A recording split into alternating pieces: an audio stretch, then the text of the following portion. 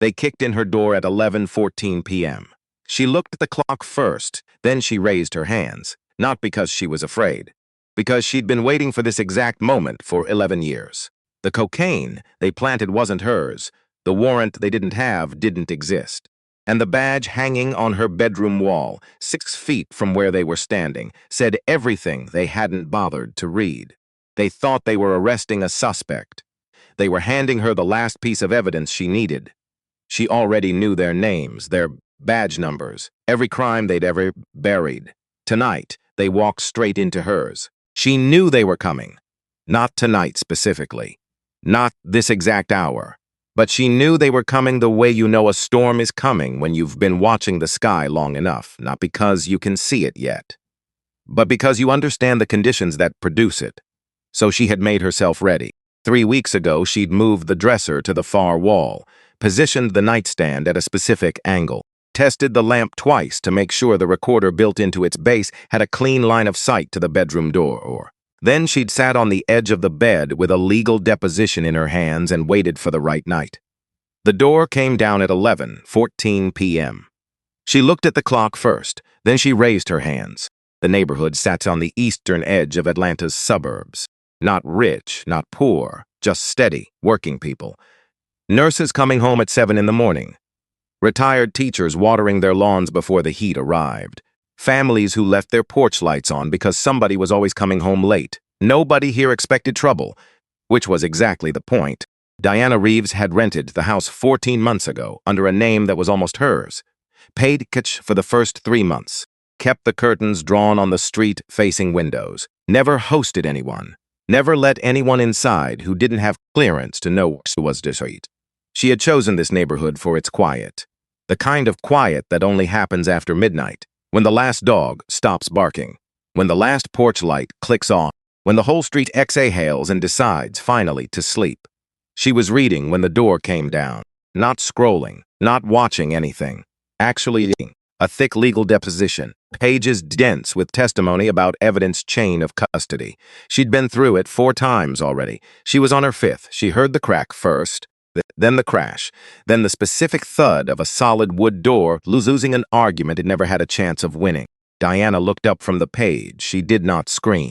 She did not grab for her phone. She looked at the clock. The red digits read 11:14 p.m. Then she filed that away, clean, sign as precise as. Then she set this deposition face down on the nightstand, sat up straight on the edge of the bed, placed both hands open on her knees. Hands visible, both of them. She was wearing a gray tank top and dark sweatpants. Her feet were bare, her hair pulled back in a loose wrap. She looked like exactly what they expected to see.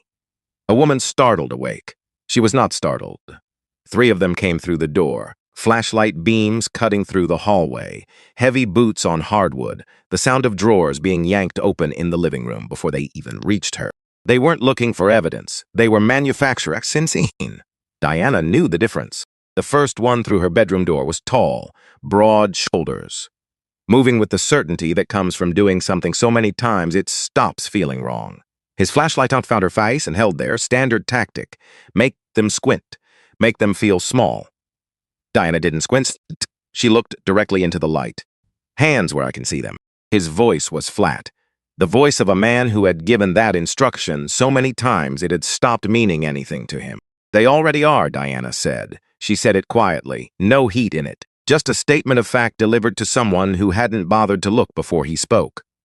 The second officer moved to her closet, started pulling things out, shirts, a spare blanket, a box from the top shelf that contained exactly what it appeared to contain, tax documents from 3 years ago. The third officer stood near the doorway.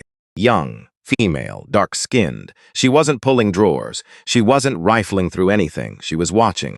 Diana noticed that, filed it away. The tall one, the one running this, moved to the nightstand. His name was Detective Frank Doyle. Diana had known his name for 11 months. She knew his badge number, his service record, his home address. She knew the specific pattern of how he constructed false evidence. She knew he was left-handed. She knew he kept the small bags in his left breast pocket. She watched his left hand now. Doyle picked up her purse from the nightstand, held it up, made a show of it, looking at the sergeant standing near the window with his arms crossed like he was supervising a construction site. "This yours?" You can read the ID inside, Diana said. Doyle set the purse on the bed, started going through it. A medical wallet, keys, a chapstick, a folded receipt, and then his left hand moved, fast, practiced, smooth. The way you move when something has become muscle memory. His left hand went to his breast pocket, came out with something small, slid it into the side pocket of her purse in one motion, clean, almost invisible. Almost. Diana didn't move, didn't blink, didn't change her expression by a single degree. But she watched, and so did Officer Deja Holloway. Deja was standing at the doorway. She had positioned herself slightly to the left of the frame, which meant her body camera had a clean, unobstructed angle on the bed, the nightstand, and Detective Doyle's hands. The red light on her camera blinked steadily, slow and even, like a heartbeat that didn't know yet what it had just witnessed. Deja's face didn't change, but her jaw tightened, just slightly, the way a jaw tightens when a person is working very hard not to react to something they cannot unsee. Doyle reached back into the purse, found the small bag in the side pocket, held it up to his flashlight beam. White powder, plastic bag, maybe 3 grams. Well, he said. He looked at Novak. Novak looked at the bag. Something passed between them, a language developed over years of doing this together. Look what we have here, Doyle said. Diana's eyes moved from the bag to voice, to Novak's face, to the bedroom wall behind them, where her navy blue FBI windbreaker hung on a hook, gold letters across the back. FBI. They were sitting 6 feet from it. Neither of them looked at it. She almost smiled. Not because anything was funny, because she had built this room to be read in one specific way. And these men were reading it exactly as she'd planned, and the recorder in the lamp was capturing every second of it. I'd like to see your warrant, Diana said. We don't need a warrant for a noise complaint, Doyle said. You need one for a search this extensive. Doyle set the bag on the bed, looked at her the way men like him look at women like her, like the words coming out of her mouth are a malfunction that needs to be overridden. We received a tip, he said. Drug activity at this address. From whom? Paul. Anonymous. Anonymous tips don't justify warrantless searches of private residences, Diana said. You've exceeded the scope of any noise complaint investigation. Every officer in this room has violated the Fourth Amendment in the last 6 minutes. Doyle stared at her. Novak shifted his weight. Deja Holloway in the doorway did not move at all. You some kind of lawyer? Doyle, I know. You know your rights, he repeated, the tone that meant, how cute. Miranda v. Arizona, she said. Map v. Ohio. Terry v. Ohio, want me to keep going? Doyle's jaw shifted. He looked at Novak, get her processed. The ride to the station took 19 minutes. Diana counted the turns, not because she needed them. Because it was something her mind did now automatically, cataloged everything, questioned everything, trusted nothing at face value. She sat in the back of the patrol car with her wrists cuffed behind her, not fighting it, just watching the city move past the window. Doyle drove. Novak rode in front. Neither of them spoke to her. They spoke to each other, though. Low voices, almost too low. Almost. She talked like a lawyer in there, Novak said. She's not a lawyer. How do you know? Because lawyers don't live in houses like that. A pause. She quoted case law, Frank. Lots of people know how to Google. Silence. Diana looked out the window. A gas station passed. A closed pharmacy. A church with a lit sign that read, Grace finds you where you are. She thought about Troy. Troy Reeves had wanted to study architecture. That was the thing people didn't know. The thing that got buried under the arrest record, the case number that reduced him to a file in a system that had already decided what he was before he walked in the door. He'd drawn buildings since he was a child, floor plans on notebook paper, elevations in the margins of his school assignments. Their mother used to tape them to the refrigerator, these careful, meticulous little drawings that didn't look like a child's work at all. He had gotten into just state, full scholarship. He was supposed to move into his dorm on a Saturday in August. Frank Doyle stopped his car on a Friday night. The charge was possession with intent to distribute. Evidence was a bag of cocaine found in the trunk, a trunk Diana had personally looked over 2 weeks before that night because their mother had mentioned the check engine light was on.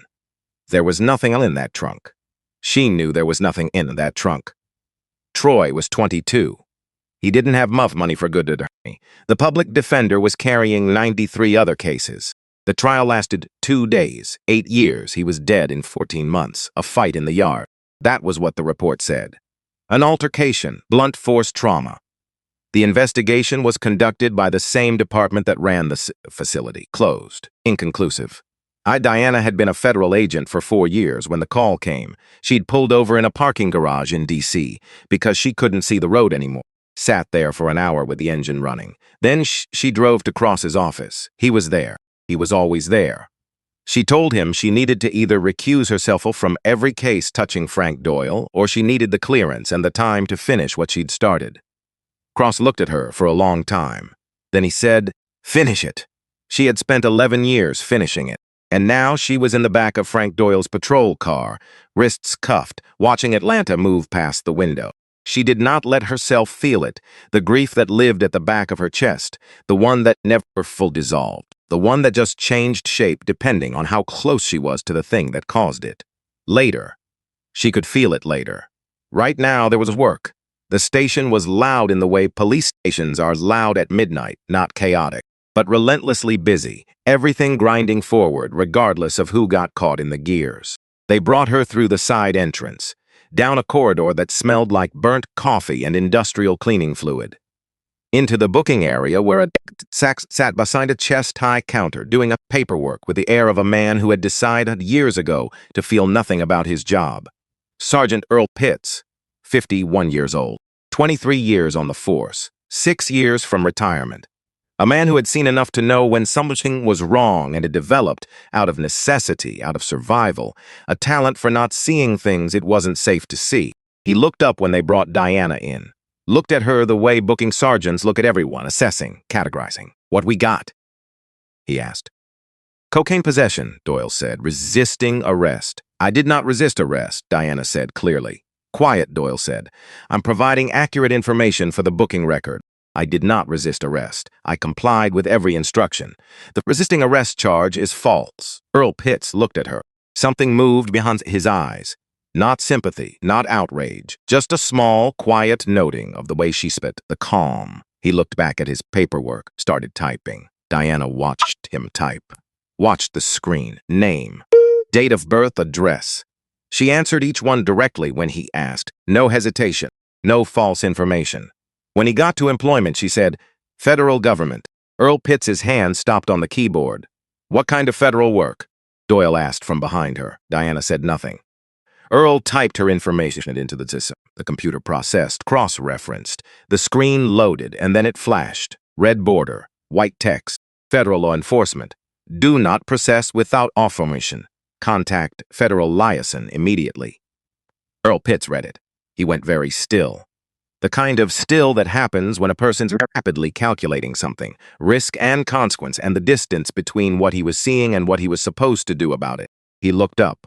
Doyle was at the side counter, filling out a form, back turned. Novak was on his phone near the window. He kept glancing at it, then away. The way someone glances at something as a try not to look at too long. Neither of them had seen the screen. Earl looked at the warning again. Read it a second time. He had a wife.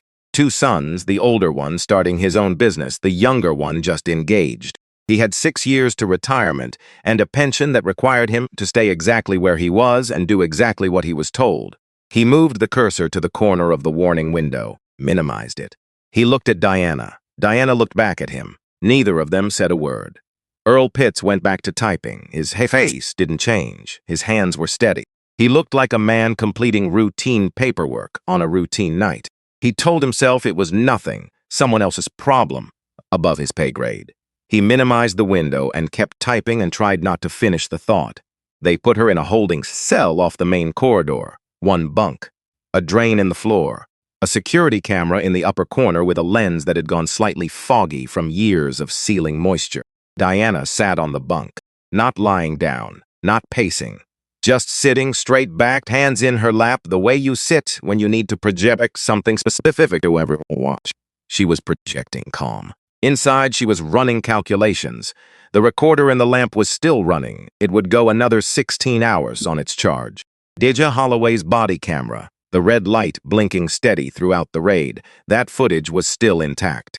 She was near certain of that, and the encrypted phone on her nightstand had transmitted its emergency packet to the FBI server at 11:16 p.m., 2 minutes after the door came down, a preset function. Something she'd programmed 3 weeks ago when Shai finalized the timeline. Cross would have it by now. Cross would be moving. The question was how much time she had before Shaw found a way to complicate things. Shaw always found a way. She thought about Frank Doyle's left hand, the way it moved, smooth, automatic, no hesitation. 29 years on the force. Doyle had been planning expert for at least 12 of them, 11 documented cases she could tie directly to him.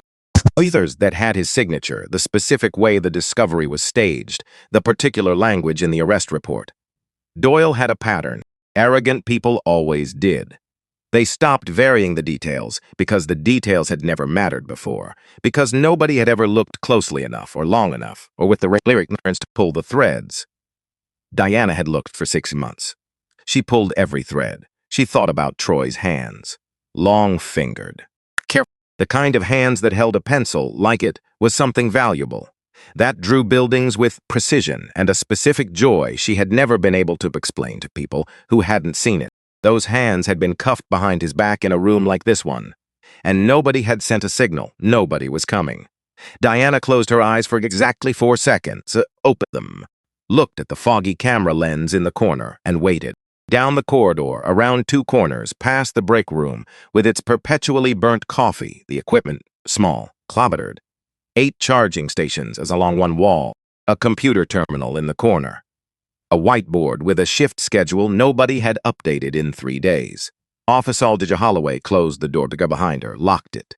She almost never locked it. She stood in the middle of the room for a moment, just stood there, like she needed the space to settle around her, but before she could move inside it. Then she went to charging station 3, unplugged her body camera, and connected it to the terminal. The footage loaded. She fast-forwarded through the approach to the house, the walk up the front path, the door coming down. She slowed it at the bedroom, watched the timestamp in the corner, 11:17 p.m. Detective Doyle at the nightstand, the purse in his hands, his left hand going to his breast pocket, the small bag, the motion, 1 second, maybe less, sliding it into the side pocket before his right hand pulled it back out. Clean, practiced. If you weren't looking for it, you'd miss it completely. Deja had been looking. She hadn't meant to be. She'd stood in that doorway because that was her assigned position. She'd watched the woman on the bed because that was protocol. Watch the civilian, assess threat level, stay ready. She'd seen Doyle's hands because she was watching, and now she couldn't unsee them. She sat back in the chair, stared at the frozen frame. Doyle's left hand at the side pocket, his expression perfectly neutral, not even trying to hide it because he wasn't expecting anyone to look. He'd done this before, many times before. This was not a man improvising. This was a man executing a routine. Deja was 29 years old, 4 years on the force. She had grown up in West Atlanta in a house where you talked about the police the way you talked about weather. Something you couldn't control, something that could turn on you without warning. She had become one anyway, because she believed it could be different, that the difference between a good cop and a bad one was a choice made every single day, sometimes multiple times a day. In moments exactly like this one, she ran the woman's name through the federal database. The search took 11 seconds. The results came back. Deja read them again. Her hand went to her mouth. FBI Special Agent Deanna Reeves, seen years of service. A check, assignment, public investigation. Deja stared at the screen. Her camera had recorded Detective Frank Doyle planting evidence on an undercover FBI agent who was actively investigating police corruption. The footage was sitting right in front of her. Her phone buzzed. She picked it up. Text from Doyle. Equipment malfunction tonight. Delete the footage. Don't make this complicated. Deja read it. Read it twice. Set the phone face down on the desk. She was 22 years old, 4 years in. She had a mortgage on a small house in Decatur, and a mother who called every Sunday, and a younger brother who thought she was the most impressive person he'd ever met. She thought about what she'd become a cop for. She thought about the woman on that bunk, quoting Fourth Amendment case law from memory in the middle of the night. Hands on her knees, face completely composed. That woman was not afraid, which meant either she had nothing to be afraid of, or she had chosen something bigger than fear. Either way, Deja picked up the phone, typed back to Doyle, copy that. Then she opened the secure upload portal, Federal Law Enforcement Coordination Channel. the one she'd been required to set up during joint training and had never actually used, and began the transfer. Not because she was brave. She didn't feel brave. Her hands were unsteady, and her chest was tight, and she was pretty sure she was about to permanently alter the direction of everything she'd worked toward for 4 years. But she looked at that footage and couldn't figure out how to look away from it and still be herself. That was it. That was the whole reason. The upload took 40 seconds. She waited until it completed. Confirmed receipt. Then she deleted the local copy from the terminal, which was exactly what Doyle had asked her to do. He just didn't know there was another copy already sitting on a federal server beyond his reach. Deja disconnected the camera, stood up, walked to the door, unlocked it, paused with her hand on the handle. Through the wall, she could hear the station doing what stations do at midnight, forms being processed, radios crackling, the low hum of an institution that doesn't stop for anything. She thought about the woman in that holding cell. Then she walked back out into the corridor with her head down and her expression neutral, like a woman who had done exactly what she was told. Back in the holding cell, Diana heard the shift change at midnight, voices in the corridor, the rhythm of one group handing over to another. Then she heard Shaw, Gerald Shaw, Captain, 62 years old, 33 years on the force. A voice that carried the way authority carries when it's been unchallenged long enough, like it doesn't need to try, just past the door, close enough to hear clearly. "I want her transferred to County by 2 a.m., Shaw said. "County?" Novak's voice. Less oversight there, easier to process. A pause. She was talking about federal court, Gerald. People talk. Move her. Footsteps walking away. Diana absorbed that. County. 2 a.m., less than 2 hours. Once she was in the county system, the bureaucratic layers between her and federal intervention multiplied. Not impossible to navigate, but time-consuming enough to matter. She needed to move the timeline. She reached into the waistband of her sweatpants. A small device, thinner than a credit card, designed for this purpose, had been sitting there undiscovered because Novak had done the search, and Novak was thorough, but not thorough enough.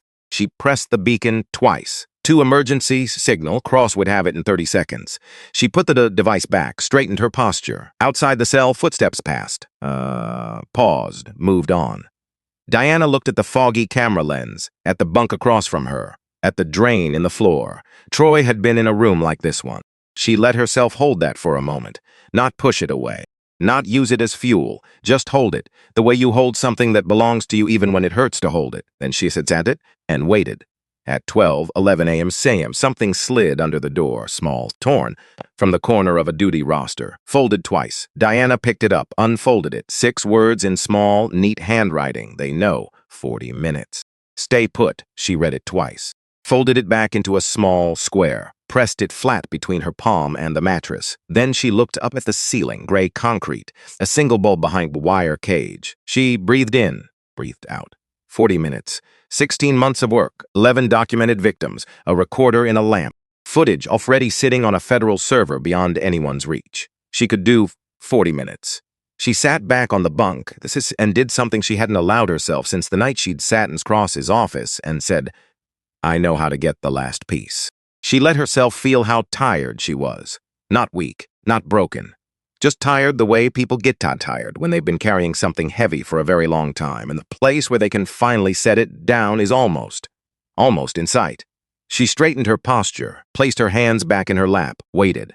Outside, Atlanta breathed in the dark. The neighborhood where her front door was currently in ceases sat 3 miles east. Still quiet, no porch lights on yet. Inside the station, Deja Holloway was at her post with her face neutral and a decision sitting in her chest that would change the forever. Inside, Earl Pitts was finishing paperwork with a minimized window on his screen he was trying very hard not to think about. He checked his phone twice. Both times there was nothing from anyone that required him to act. He told himself that was fine. He kept typing. Inside, Detective Frank Doyle was in his office on the phone, saying the word relax 3 times to someone Diana couldn't hear.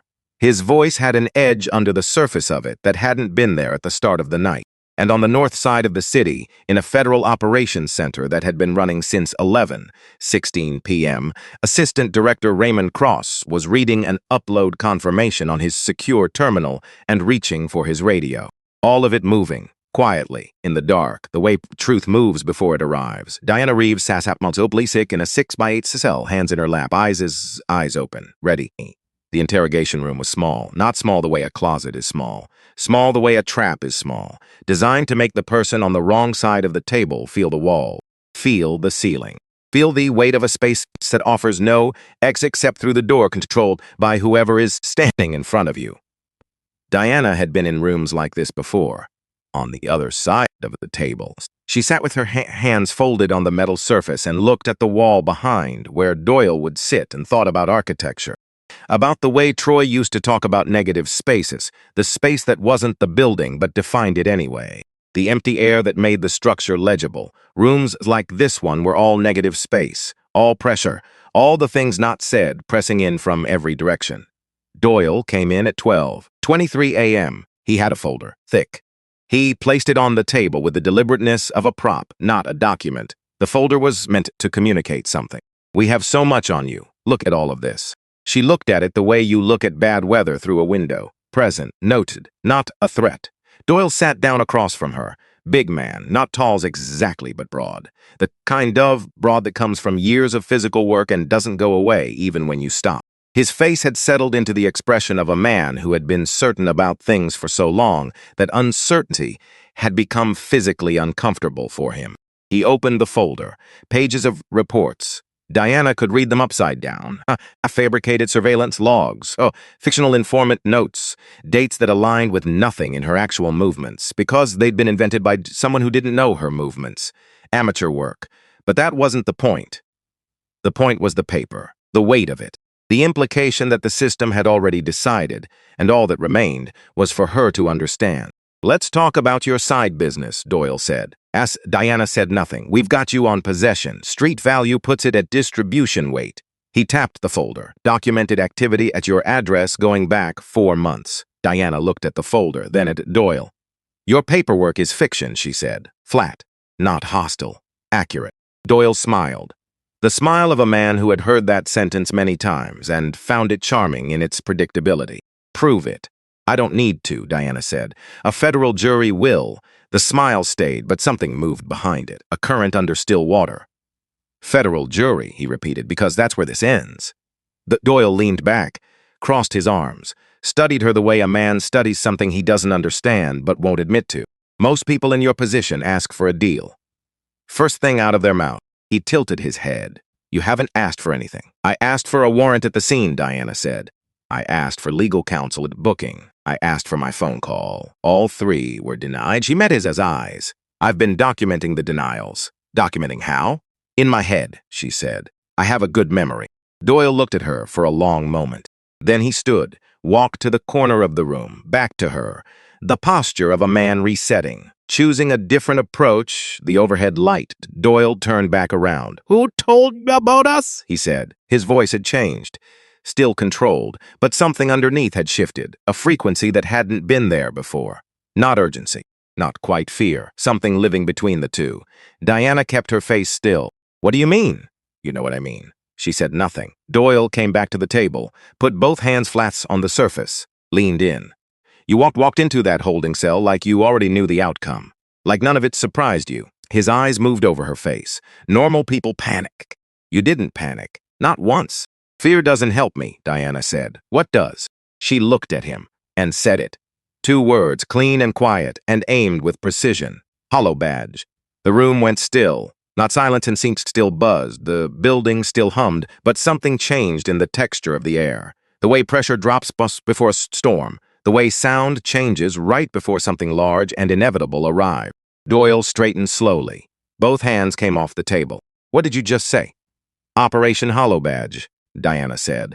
Same tone, same volume, like she was reading his big case number off a standard form. That's what you call it internally. Has been for about 3 years. Doyle stared at her, his face cycled through things. Disbelief first, then calculation. Then something that might have been fear if he'd allowed it to develop fully.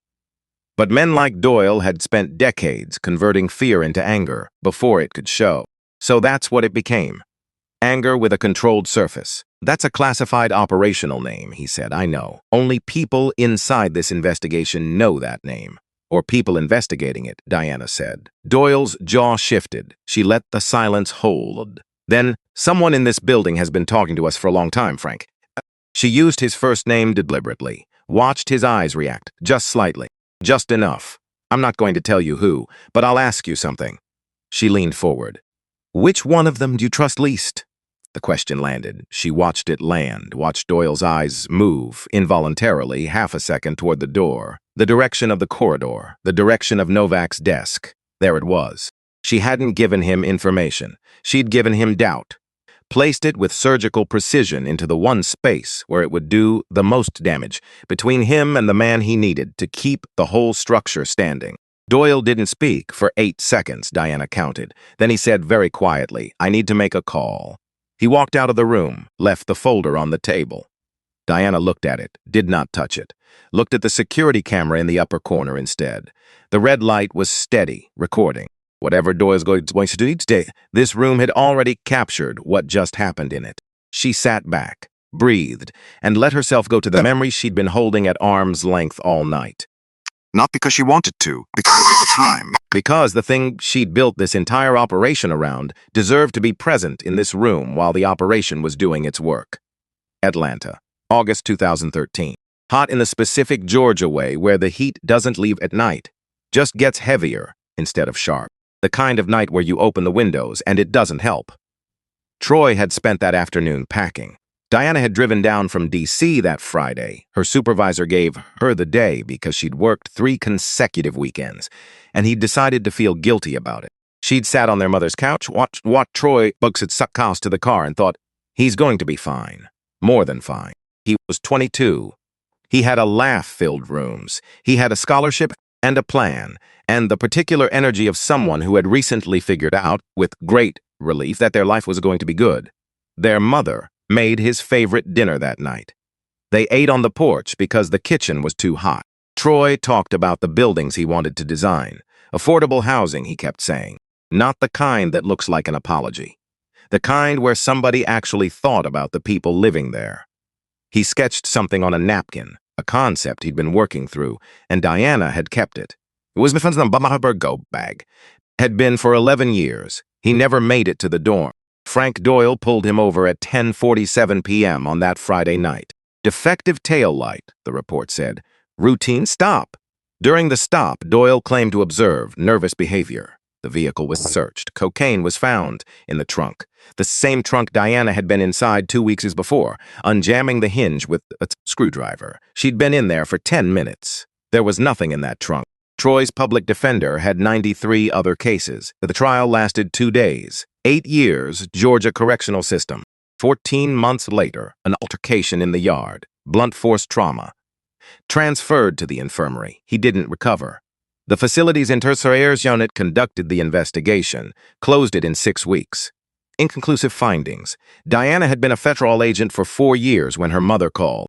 She'd been sitting in a parking garage in D.C. eating a sandwich because she'd forgotten lunch, and it was almost 8 p.m. and she finally stopped moving long enough to notice she was hungry. Her mother's number appeared on the screen, and she'd known, some part of her already knew, before she answered.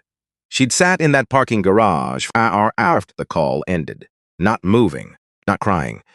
The sandwich still in her hand, uneaten, just sitting with it. The specific, irreversible weight of something that could not be undone. Then she drove to Cross's office. He was there. She told him she needed to either recuse herself from every case touching Frank Doyle, or she needed the clearance and the time to finish what she'd started. Cross had looked at her for a long time. Then he said, finish it. That was it. She was in the room where finishing it was finally happening. She let herself feel the weight of that, the full weight. Troy's hands on that napkin sketch. Her mother's voice on the phone, the parking garage, Cross's office, all of it present. All of it, the reason she was sitting in this chair at 12:30 in the morning in Frank Doyle's interrogation room, and not afraid. She had chosen something bigger than fear 11 years ago. She was still choosing it. Doyle was gone for 11 minutes. When he came back, Novak came with him. That was new. Novak never came into interrogation rooms. His was logistics, signing forms, keeping machinery running. He didn't sit across from suspects. He stood near the door now, arms crossed, not looking at Diana, looking at Doyle. Something had shifted between them in those 11 minutes. She could feel it, tighter. The way two people stand in a room when they've just had a conversation neither wants to reference in front of a third party. She had done that. The doubt was already working. "Let's go back to basics," Doyle said. His voice was calibrated to casual, almost convincing. "You were found with cocaine in your residence. That's the beginning and the end of it. The cocaine was placed in my purse by you," Diana said, at 11:17 p.m. Your left hand, press pocket, the side compartment. Approximate second, Novak made a small sound. Not a word, just air. Doyle kept his face still. "That's a serious allegation. It's documented observation. Documented by who?" Diana said nothing. Doyle leaned forward. "There's nobody in that room who's going to corroborate that. Every officer present will confirm the same account." "That's fine," Diana said. "That's fine," he repeated. "The corroboration isn't coming from anyone in that room," she said. Silence. Longer. This time, Novak shifted his weight. His boots scraped the floor, a small sound that was somehow the loudest thing in the room for a moment. "You're bluffing," Doyle said. Diana looked back at him. "Am I? Not a question, a statement, placed in front of him the way you place a card on a table. Not to show it, just to remind the other player that you're holding it." Doyle pushed back from the table, stood, looked at Novak. Novak nodded too quickly, left faster than necessary. Doyle looked at Diana for a long time. When he spoke Seegan, his voice had lost the performance. This was the voice underneath. Tired. The voice of a man who has been doing something for a very long time and is only now beginning to feel the structural cost of it. "What do you want?" he said. "What I've always wanted," Diana said quietly. "Accountability," he said. "Nothing. Troy Reeves," she said. The name landed the way she'd known it would, like something dropped from a high height. Doyle went very still. 2013, Diana said. August. Friday night. Tail light stop. Cocaine in the trunk of a car that wasn't carrying cocaine. She held his gaze. He was 22 years old. He had a full scholarship. He was moving into his college dorm the next morning. Doyle said nothing. "He died in your system 14 months after you arrested him." As Diana's voice did not change, she had practiced this. Had practiced keeping it exactly this level, not flat, not performative. Just true. Inconclusive findings. Closed case. She paused. "He was my brother. The room. Just the buzzing light. Just the two of them." Doyle's face did something she hadn't quite expected. Not guilt. She'd never expected guilt from him. Not remorse, but something more uncomfortable than either. Recognition. The look of a man confronted with evidence that a thing he'd filed away as finished had turned out to have weight that kept accumulating long after he stopped paying attention to it. He didn't speak. Diana didn't need him to. She had what she needed from this room. Doyle walked out. Did not take the folder, did not look back. Diana looked at the camera in the corner. The red though blinked steady. She looked at the folder on the table. At the fabricated pages Doyle hadn't bothered to take with him. Evidence of nothing except the confidence of a man who had never been seriously challenged. Until tonight. She sat back in the chair and breathed and waited for whatever came next. Down the corridor, in the equipment room, Deja Holloway was doing something Shaw didn't know about. She was not supposed to be there at 1:20 a.m. Her shift had ended at midnight. She'd clocked out, walked to her car, sat in the driver's seat for 4 minutes.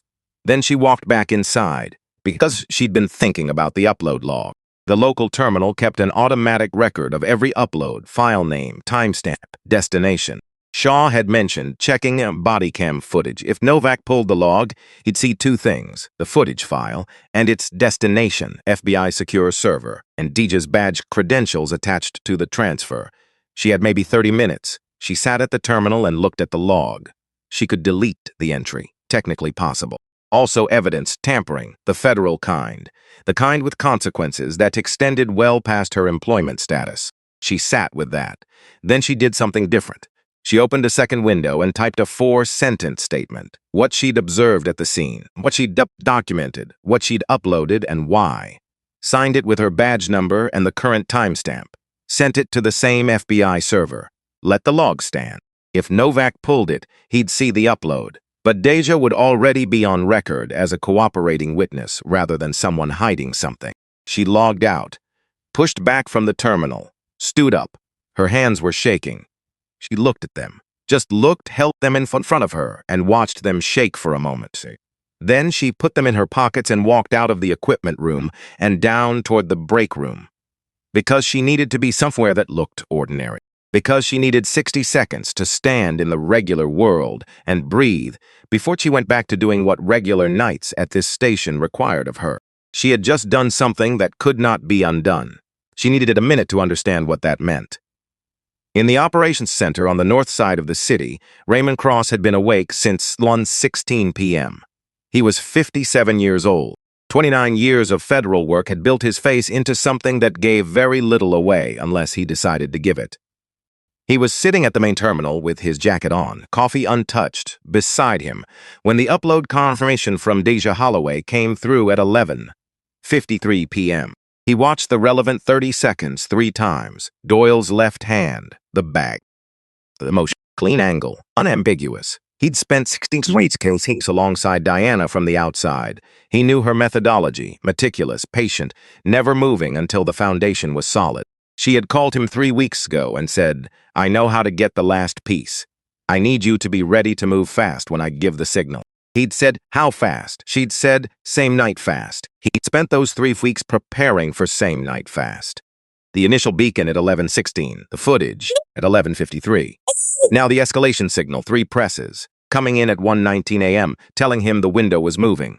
He looked at his legal attaché. "How long on the warrant?" "Judge is reviewing now.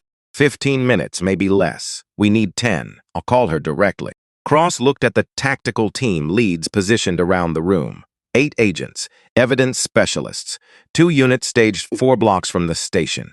He thought about the morning Diana had walked into his office 11 years ago. The way she'd stood, the specific quality of her stillness, not frozen, not numb. Resolve. The stillness of a person who has made a decision so complete that the decision itself becomes the ground they stand on. He'd told her to finish it. He'd meant every word of it. Legal warrant signed. We're clear. Cross looked at his tactical lead. 15 minutes. Confirm. He picked up his radio. All units. We move at 1:47. Back in the interrogation room, Diana heard Shaw's voice at 1:18 a.m. Close. Just past the door. "Move her at 1:45, Shaw said. "I want the paperwork done before shift change." "County?" "Novak. County. And somebody confirm those body cam files are gone." "I want the upload log checked." Footsteps moving away. Diana absorbed that 1:45. 27 minutes. She reached into her waistband, the small device. She pressed it 3 times, the escalation signal, full emergency protocol. Timeline has moved, expedite. She put it back, folded her hands on the table. Shaw was trying to bury her in county. Not because he thought the charges would stick, he was too smart for that. But confusion bought time. County paperwork took this to unravel. Federal notification protocols moved slower there. By the time anyone straightened out her location and jurisdiction, he could make calls, get ahead of whatever was coming. He didn't know what was already waiting for him. The room was quiet. The light buzzed. Somewhere past 2 doors, a radio crackled with something routine. A traffic stop, a domestic call, the ordinary business of a night that had nothing to do with what was happening in this corridor. Diana looked at the empty chair across from her. Thought about Doyle sitting in it 20 minutes ago. The moment she'd said Troy's name and watched rust recognition move across his face, not remorse, but the specific fit comfort of a man confronted with the ongoing weight of something he thought he'd finished. He hadn't finished it. She had. The door opened, not Doyle, not Novak, Deja Holloway. She came in without knocking, closed the door behind her, stood just inside it. She was in plain clothes now. She'd changed out of uniform after her shift technically ended. She held a paper quart of water in one hand. "I brought you water," she said. She was to the table, set the cup down. Her hand stayed on it a moment longer than necessary. Something passed between them. Not words, just understanding. The recognition of 2 people who have been watching the same thing from different angles and have arrived separately at the same conclusion. Deja straightened toward the door. "Holloway," Diana said. Deja stopped. Diana looked at her. "You made the right call." Deja didn't turn around immediately. When she did, her face was composed. But her eyes were doing something complicated, processing something that didn't have clean language yet. Something that would take time to be thought she could fully hold. "I didn't know for sure it was the right call," Deja said. "I just couldn't figure out how to make the other one." Diana looked at her. That's the same thing, she said. Deja held her gaze for a moment, then she walked out. Diana picked up the water, drank half of it, set it down. 12:51 a.m. 54 minutes since they'd put her in this room. 54 minutes of Doyle's manufactured paperwork, sitting in a folder she hadn't touched. 54 minutes of the recorder in her lamp running in a house 3 miles east. 54 minutes of footage sitting in a federal server. She was tired, not afraid, just tired. The kind of tired that lives at the base of everything else. Underneath the focus, underneath the calculation, underneath the discipline of keeping her face and voice exactly where she needed them to be. It had been there for years, that tiredness. Since the parking garage, since Cross's office, since she'd spent 11 years building something one document at a time. She didn't try to push it away, she just sat with it, let it be present the way the room was present, the buzzing light, the empty chair, the cup of water, all of it real, all of it hers. The door opened again. Novak this time. He stopped in the doorway, looked at her. He had the expression of a man who has just come from a conversation that required him to say things he wasn't comfortable saying, and is now standing in front of the person those things were about. "Shaw wants you moved at 1:45, he said. "I heard," Diana said. Novak looked at her for a moment. His eyes moved to the folder on the table, the one Doyle had left, hadn't taken. Something shifted in his face. "For what it's worth," he started. He didn't finish the sentence. Diana waited. Novak looked at the floor, then back at her. "Nothing," he said. "Never mind." He walked out. Diana watched the door close. Novak was carrying something. She'd felt it in the interrogation room when Doyle brought him in. The way he stood slightly turned. The way he checked his phone twice in 10 minutes. The way he looked at Doyle with something that wasn't quite the loyalty it was supposed to be. She didn't know yet what it meant. She would find out. 14 minutes to Shaw's deadline line. Diana sat in a chair and let the minutes move and did not allow herself to think about what happened if Cross's warrant was delayed. What happened if the judge was unreachable? What happened if the county transfer went through before the federal units arrived? She did not allow those thoughts because they were not useful. What was useful? Staying exactly where she was, staying composed. Making sure that when this room became part of the record, and it would become part of the record, everything in it reflected exactly what it should. A woman who had been in control the entire time. A woman who had known what she was doing from the moment she heard the door come down. At 1:41 a.m., the sound changed. Not loud, not the crash of entry. Something quieter, doors, multiple doors. The sound of a building being entered by people who had authority to enter it and weren't asking permission. Shaw's radio crackled. Even through the walls, she could hear it. A voice she recognized, Cross. His radio voice, measured, carrying easily through static. "This facility is now under federal jurisdiction. All personnel remain in position." Then footsteps in the corridor outside her door. More than one set. Moving with the organized quality of people who know exactly where they're going. The interrogation room door opened. Agent Reeves. One of Cross's people, young, efficient, carrying Diana's FB windbreaker, folded over one arm and her credentials in the other hand. Diana stood. She took the jacket, took the badge, held them for a moment. The badge had her name on it, her photograph, her 16 years. It had always been hers. Tonight it was just visible again. She put on the jacket, clipped the badge, looked up, and walked out of the interrogation room, down the corridor, toward the main floor, toward the next part of what she'd spent 16 months building toward. She walked without hurrying, without performing, just moved through the station house the way water moves through a space, following the available path, steady, unhurried, absolutely certain of its direction. Behind her, the interrogation room sat empty. The folder still on the table, the overhead light still buzzing, the chair where Frank Doyle had sat still, slightly pushed back from where he'd stood to leave. All of it evidence. 5:47 a.m. Atlanta hadn't decided to wake up yet. The sky was that suspended gray, not dark, not light, holding itself between what the night had been and what the morning was going to require of it. That particular 20 minutes before the sun commits to anything. Before the city remembers what day it is and what the day is going to ask of it. 4 black SUVs positioned at the station parking lot. No sirens, no lights, just vehicles arriving, doors opening, people stepping out with the quality of movement that belongs to people who know exactly where they're going and exactly what they're authorized to do when they get there. Raymond Cross stood near the lead vehicle. He'd been awake since 11:16 p.m. His dress shirt had lost its crispness somewhere around 3 a.m., and he hadn't bothered to care. He stood with his jacket on and his badge visible and looked at the building the way a man looks at something he's been working toward for a long time. Not with satisfaction, not yet. With the focus of someone who knows the last mile is still a mile. He looked at his legal attaché. Warrants? Ready. He looked at his tactical lead. Personnel location confirmed. Shaw is in his office. Doyle and Novak are in the break room. Holloway is in the east corridor.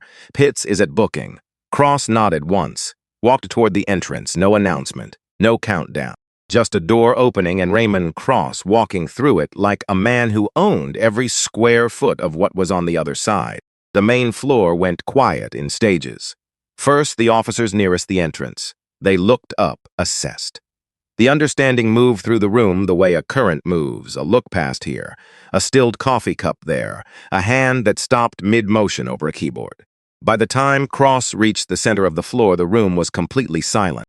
18 officers, 3 civilian staff, 1 booking desk, 1 holding corridor. One building that had been running, for a very long time, on rules it had written for itself. Cross didn't raise his voice. He never needed to. Federal Bureau of Investigation. This facility is now under federal jurisdiction, pending execution of lawfully obtained federal warrants. He looked around the room slowly. All personnel will remain in position. All recording equipment, digital storage, and evidence lockers are hereby secured under federal authority. Do not access any system or device until cleared by federal evidence personnel. Nobody moved. The silence had weight to it. The weight of a room full of people who are rapidly recalculating something important and finding that the numbers aren't coming out the way they expected. Cross's evidence specialist moved immediately to the server room. His legal attaché went to the booking desk, where Earl Pitts sat with both hands flat on the counter, and his eyes somewhere between his mind's eyes, and something that might with time become relief.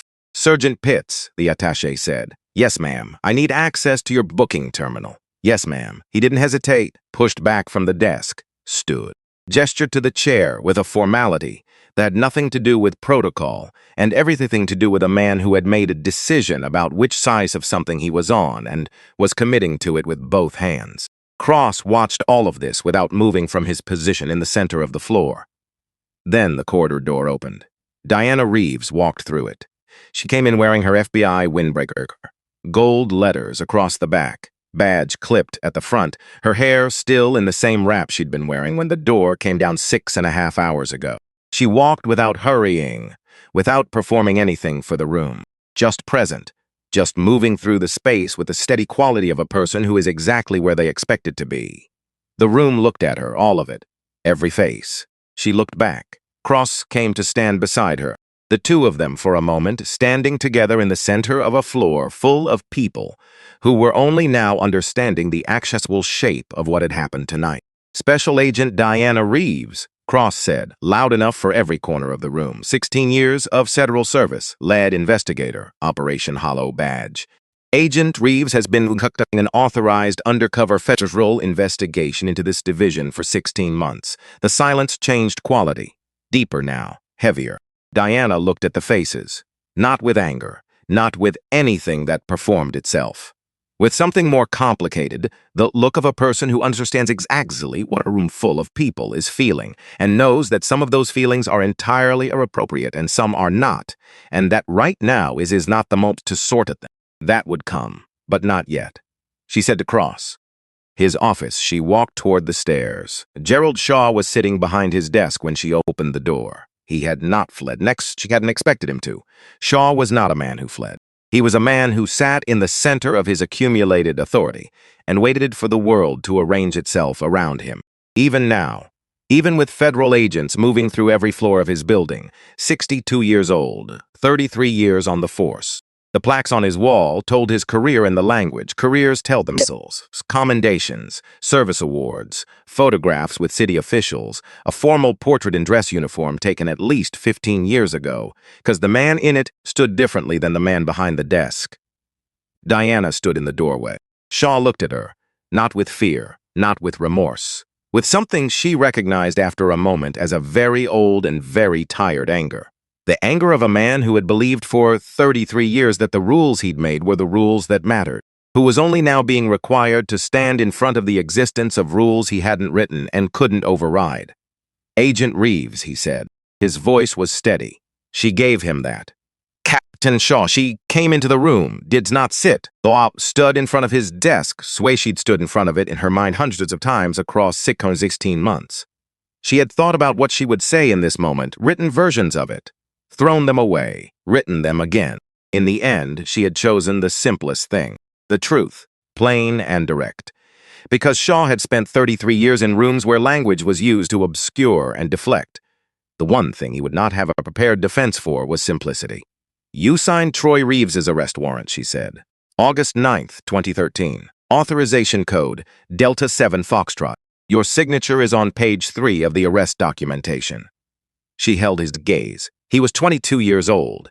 He was supposed to move into his college dorm the next morning. He had a full academic scholarship, and he had never been in any trouble in his life.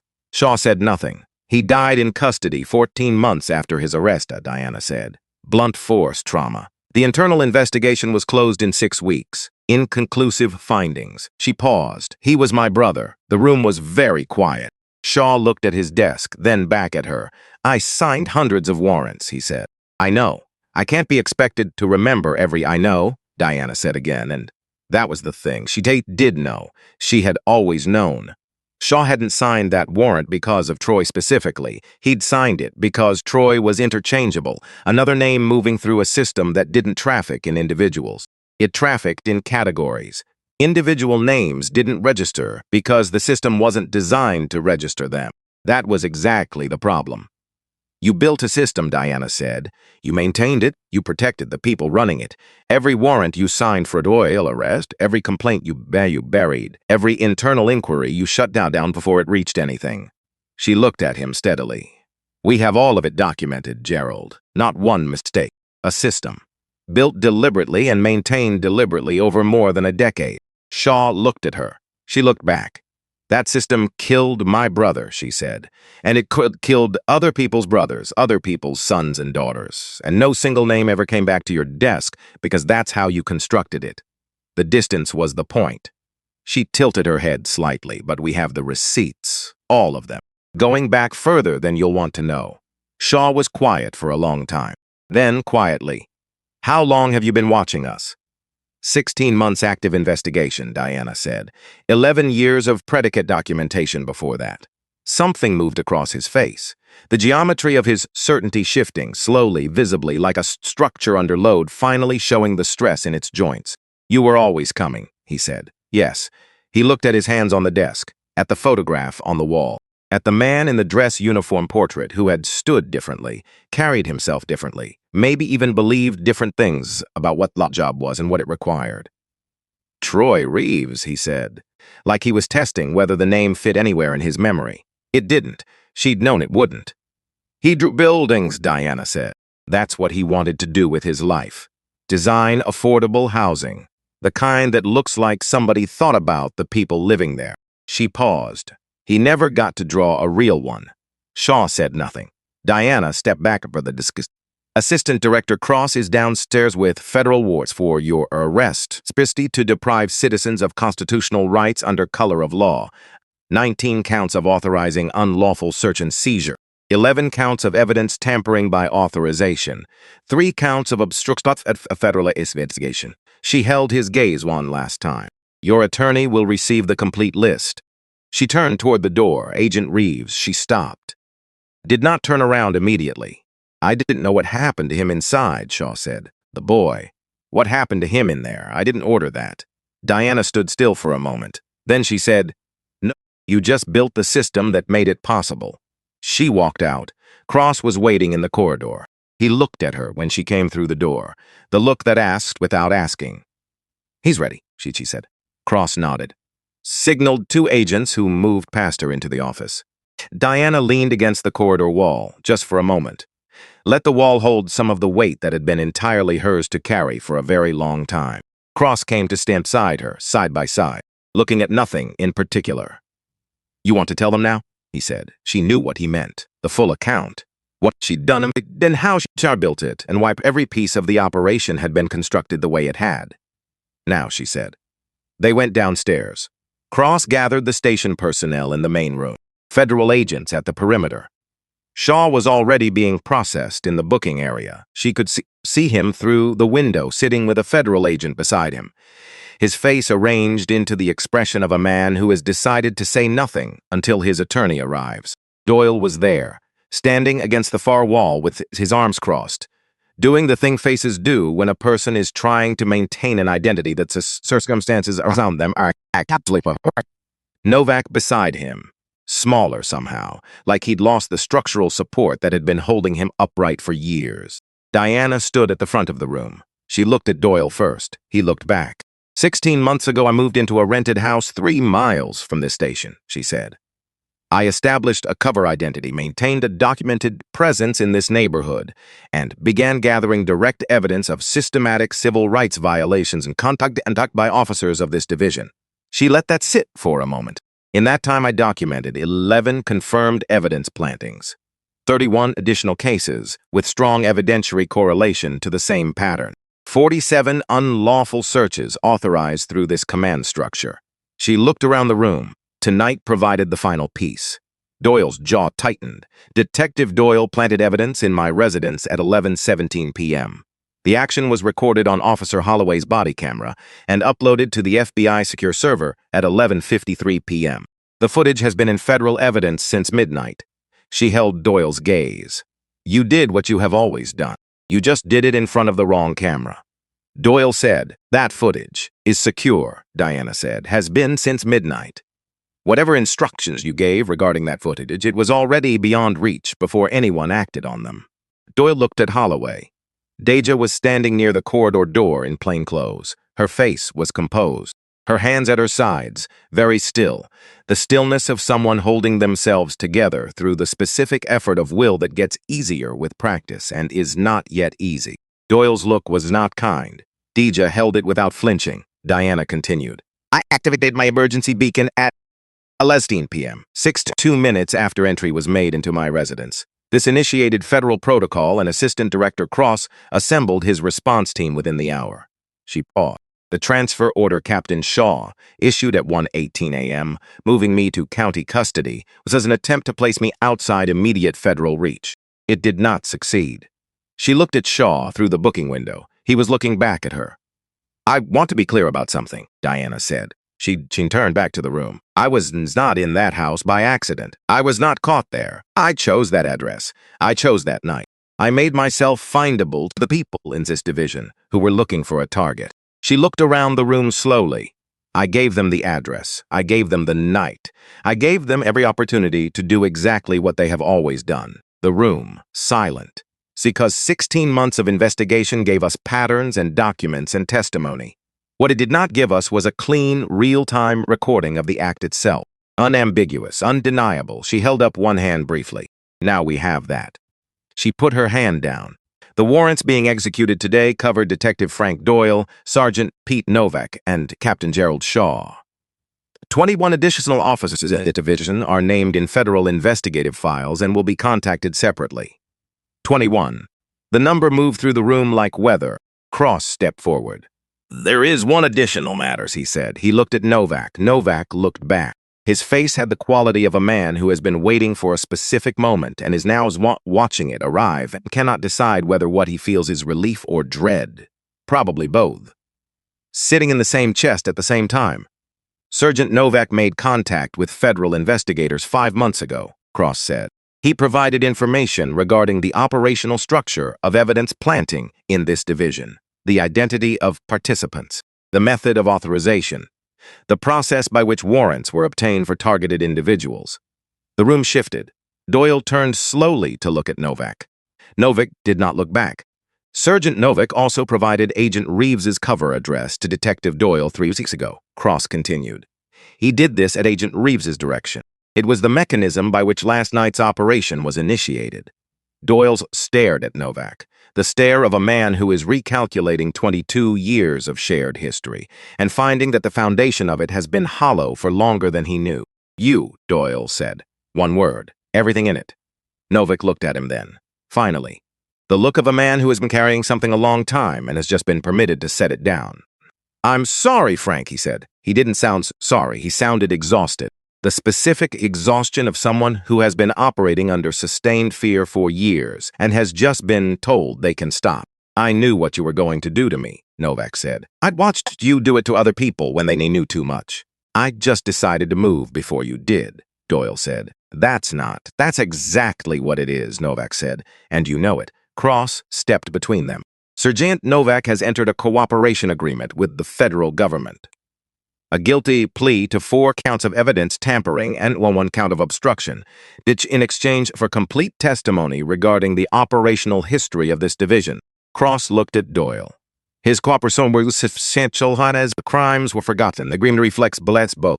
Dodds watched Doyle absorb this, watched him try to reassemble his face so something controlled. He almost managed it. Then he looked at her. "You built all of this," he said. "Yes, the house, the address, all of it. Brick by brick," she said, "for 16 months active, and 11 years before that." Doyle looked at her for a long time. She looked back, she thought about Troy, about a napkin with a building sketched in careful pencil, about a porch in August, about a parking garage in D.C., and an hour that she had never fully left. Not really, not all the way. She let herself feel it, all of it. The grief first, because the grief was the foundation of everything and had been there before the work began and would be there after this room cleared. Troy was still gone. A federal warrant and a morning raid did not reach backward through 11 years and undo a single hour of what had been done. She had never expected them to. Underneath the grief or alongside it, not replacing it but existing in the same space, something else. Something she didn't have a clean word for. Not closure. She'd spent years watching families of victims be offered closure as a substitute for accountability, and she'd never believed in it as a destination. Not justice exactly, though that was closer. Something more like correction. The system produced something wrong, and then people inside the system, through work, through patience, through a series of choices lately made in difficult moments, had identified the error and moved to correct it.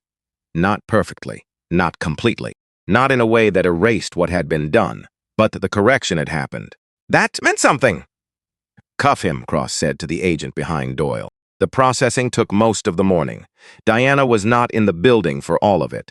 She sat in her car in the parking lot with the window down and the engine off and watched the sun finish arriving over Atlanta.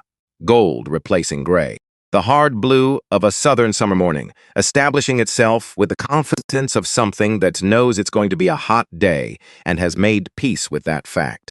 She ate a granola bar from her glove compartment, drank water from a bottle that had been rolling around on the floor mat for at least 2 weeks. She called her mother. 3 rings. Mother's voice, rough with sleep, but immediately present, the way mothers become immediately present when their child calls at an unexpected hour. "Diana." "Hey, Mom." A pause. Her mother reading something in the voice that Diana hadn't said out loud. Something carried in the particular quality of those 2 words that only someone who had known her voice since before she had language could read. "Is it done?" her mother said. Diana looked out the windshield at the station house, at the federal vehicles at its corners, at 2 agents standing near the entrance with the stillness of people doing their job exactly as trained. "It's done," she said. Her mother was quiet, not empty quiet, full quiet, the kind that holds things that don't have adequate words. "Troy," her mother said, not a question, not a statement, just the name. "Placed in the space where language runs out." "Yeah," Diana said. Another silence. "Come home for dinner," her mother said. "I'll make catfish." Diana closed her eyes. "Yeah," she said. "Okay." She hung up. Sat in the car for a few more minutes with her eyes closed and the Atlanta morning coming through the open window. Then she got out. She found Deja Holloway sitting on the hood of her personal car, a 10-year-old Chessen with a dented rear quarter panel, with her jacket off and her arms resting on his, and her face turned up toward the morning sky. Deja heard her coming, turned her head. Diana stopped in front of her. They looked at each other in the way people look at each other when they've both been through the same thing from different angles and have arrived, separately and without coordination, at a place that feels like the far side of something. "You made the right call," Diana said. Deja looked at her for a moment. "You already knew I would." "I hoped," Diana said.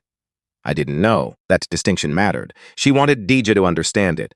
Nobody had assumed her. Nobody had banked on her making the choice she made. She had been an unknown variable in a plan that had accounted for the real possibility that she might choose differently. And she hadn't. "My career," Deja said, turning the word over. "Not an accusation, an examination." "Will be more than fine," Diana said. "Your cooperation is on federal record as a primary witness. The footage you uploaded is the central piece of direct evidence in this case." She paused. "There's a position with the Federal Civil Rights Task Force. Cross wants to talk to you about it." Deja absorbed that. "It's not easy work," Diana said. "I won't tell you it is. You'll spend time in rooms that are uncomfortable. You'll work cases that take years and don't always resolve the way you need them to. You'll have to make the hard call more than once." Deja looked at her. But it's the right work," Diana said. "And there aren't enough people doing it who understand it from the inside." Deja looked back up at the sky. "He did it before," she said. "Doyle. This wasn't the first time." "No." "Now, how many times?" Diane considered the question. Not whether to answer it, Deja had earned it the truth. But how much weight to hand a person a single morning? 11 confirmed, she said. "Probably more that we haven't fully documented yet." Deja was quiet. "Those people," she said. "Some of them we can help," Diana said. "The cases with clear evidence of planting, there'll be federal appeals. Review processes. The conviction creates grounds." She paused. "Not all of them. Some of the damage is done in ways that a courtroom can't fully reach." Deja looked at her hands. Diana thought about saying more, decided against it. There was a limit to how much truth was useful before breakfast. "Cross will call you by end of day," she said. "Think about it." She started to walk back toward the building. "Agent Reeves," Diana stopped. "Was it worth it?" Deja said. 60 months. House last night." A pause. "All of it." Diana stood still. She thought about the answer carefully. Not what to say. What was true. "Ask me when the jury comes back," she said. She walked back toward the building. 8 months later. Federal District Court, Northern District of Georgia. The courtroom was full, in the way courtrooms are full when a case has been in the news long enough to become bigger than itself. Not just about these defendants, these charges, these specific events, but about what kind of systems a community will tolerate, and what it will finally, after long enough, decide it is no longer willing to accept. Diana sat at the prosecution table beside Carla Brent. Carla was 46 years old, 16 years as a federal prosecutor, with a quality of stillness in a courtroom that comes from having spent a great deal of time in them.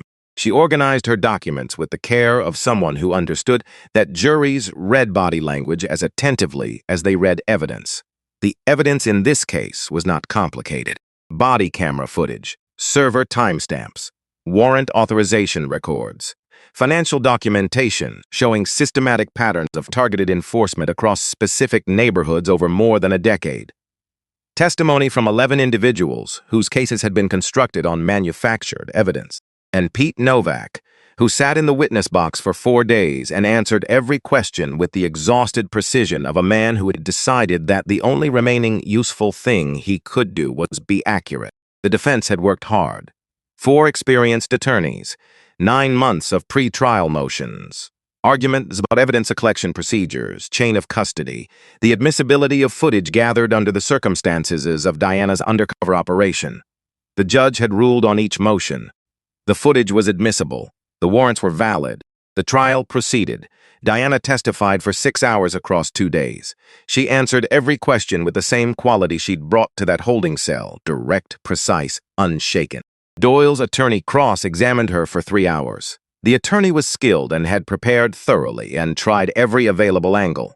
None of them found purchase, because Diana's had spent 16 months making sure there was nothing to find purchase on. The jury deliberated for 2 days. The foreman stood, 61 years old, retired.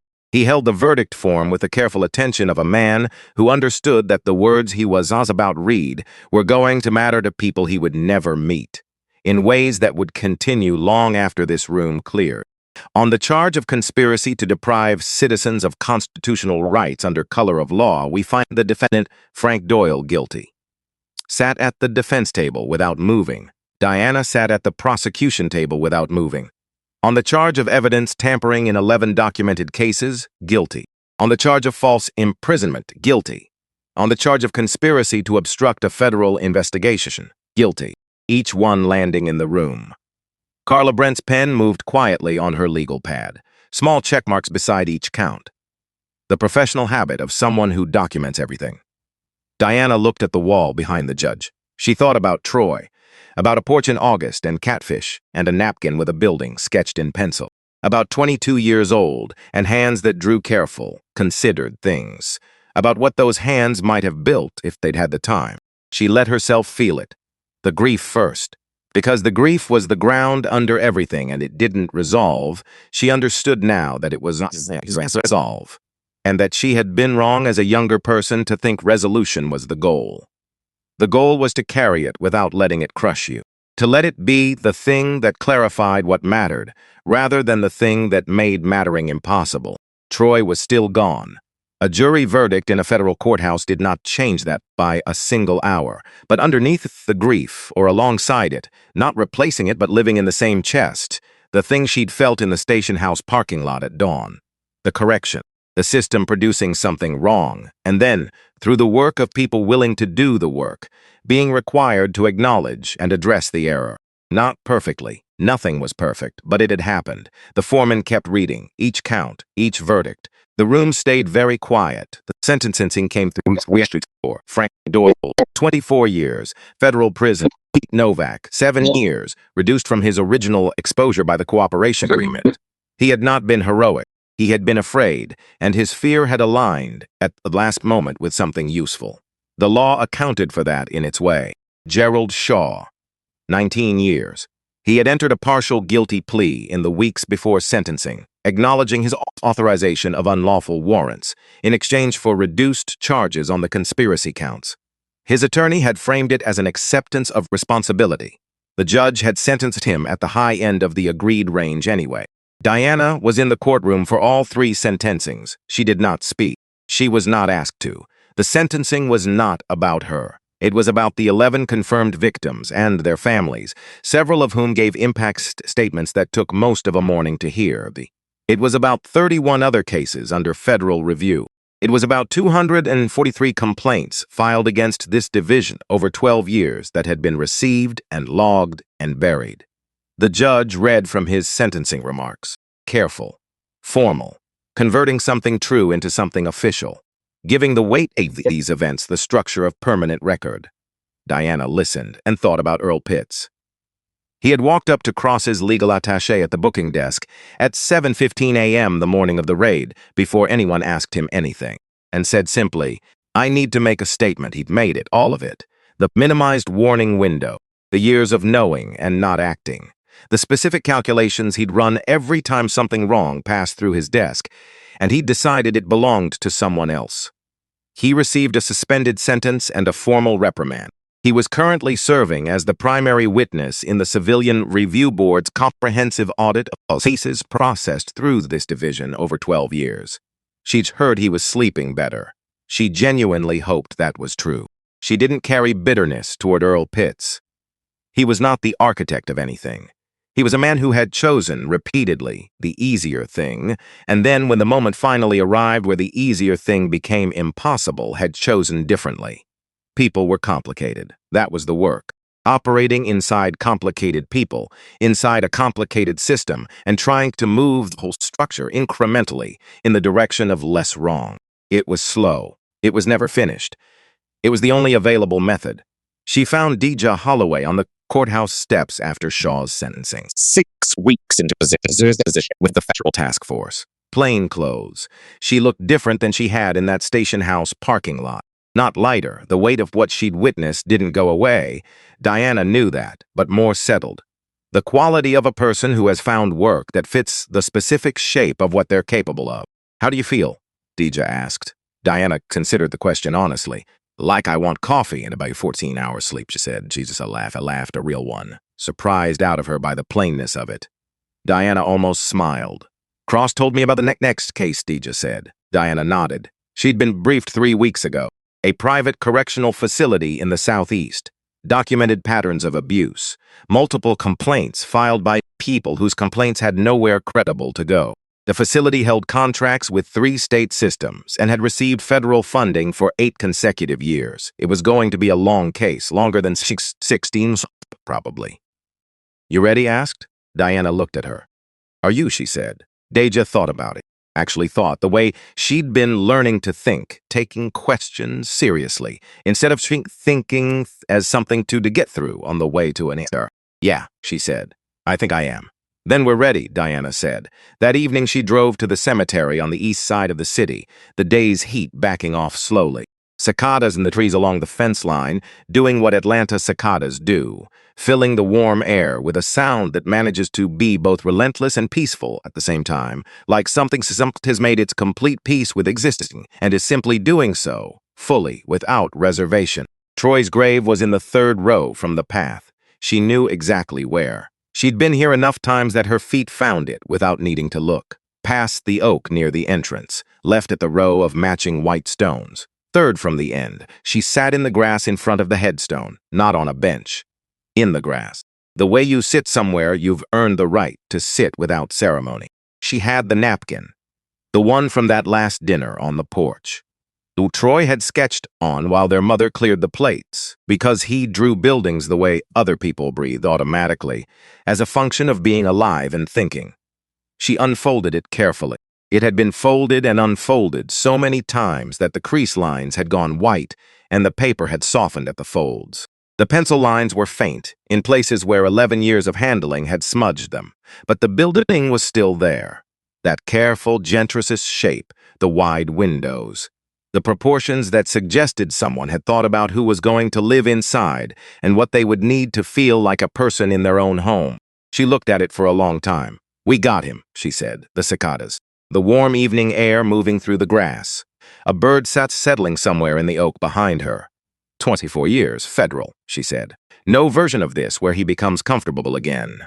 She paused. Shaw got 19. Novak took the deal. The 21 others are still being processed. Some of them are cooperating. Some of them aren't. She looked at his name on the stone. It's going to take a while to work all the way through. Troy Marcus Reeves, 1991-2014.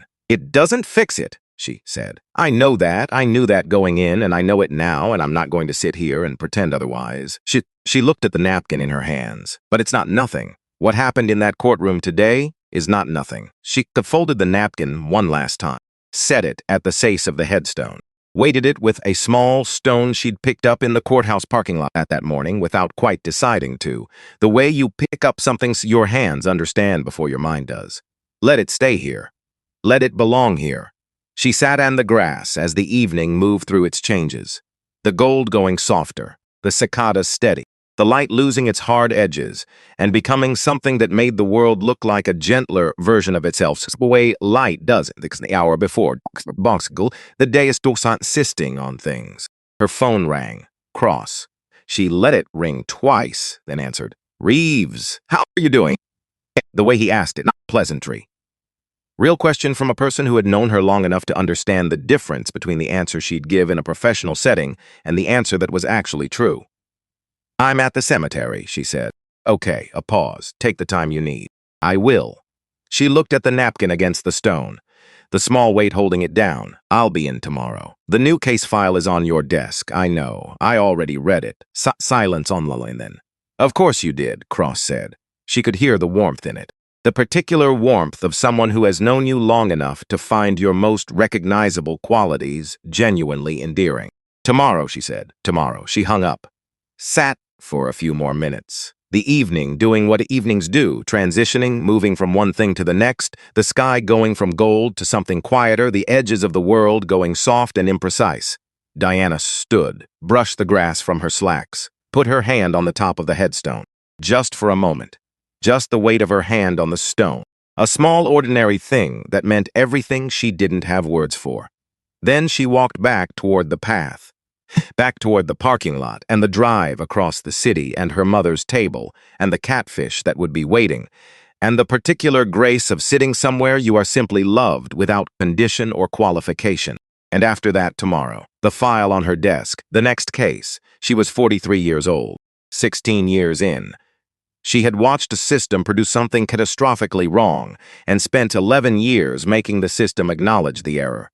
It had cost her things she could not recover. It had given her things she had not anticipated. She thought about Deja on the courthouse steps. The real laugh, the considered answer. She thought about Earl Pitts walking up to the attaché before anyone asked him anything and saying, "I need to make a statement." She thought about Novak, not a good man, not a brave one, but a frightened one whose fear had accidentally aligned with something useful at the right moment. The law accounted for that. The law was built to account for the full range of what people were capable of, including the things they did right for the wrong reasons. That was the work, not waiting for people to be heroes. Working with what people actually were, complicated, self-interested, capable of both things, and building structures that made the right choice more available than the wrong one. Structures that caught what the wrong choice produced. Structures that required accountability, even from people who had spent decades believing they were beyond it. One case at a time, one correction at a time.